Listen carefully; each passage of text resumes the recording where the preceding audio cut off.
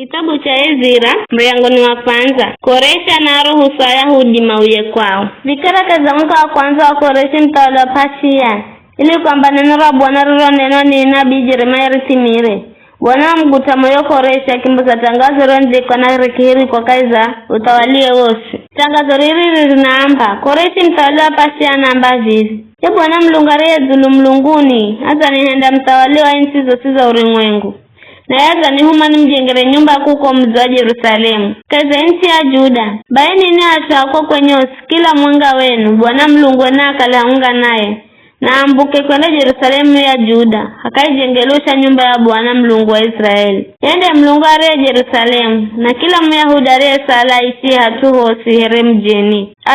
Ahatu haho na mamsaide na fedha na dhahabu na vitu na mifugo, haungana sadaka za kuhenzenye kwa utu wa nyumba ya Mlungu iliyoko Yerusalemu. Baima kuuka vilongoza ambari ya Juda na ya Benjamin na Lombi na Lawi, na kila mtare gutoni Mlungu. Makisi sayarisha kwenda Yerusalemu akaijengelusha nyumba ya Bwana. Majirani hao masaide na viazi ya fedha na dhahabu na vitu na nyama na vitu vya kima kinchi, zuliajo marijo vimboza kwa kuhenza kwao. Kiza muho utawali Koresha kija mbozo jo viaja nyumbani mwa Bwana rijo mtawali Nebukadneza wala vitanya kula Yerusalemu na kisi kakeza nyumba ya milunguye. Bae Koresha mtawali wa Persia wambo za vitu vivukira kwa miti redati mwiki wa hazina na yakivitala gwanyaki vilaja kwa Sheshibaza kilongozi wa Juda. Yende iso bezo vitu sinia 50 za dhahabu, sinia 1000 za fedha na visho 290, vibakuli 50 za dhahabu, vibakuli 410 za fedha